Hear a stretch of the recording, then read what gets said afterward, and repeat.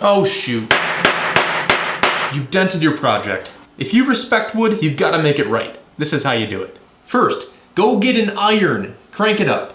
Make sure you plug it in. Then pour some water on the dent and let it soak in for a couple seconds. Grab a wet towel and put it over your dent. And no, the Lions did not beat the Packers. Next, you're going to want to let that iron rip.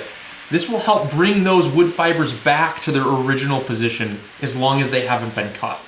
You're going to want to do this many times, so get comfortable. Eventually, if you're lucky, your dent will disappear.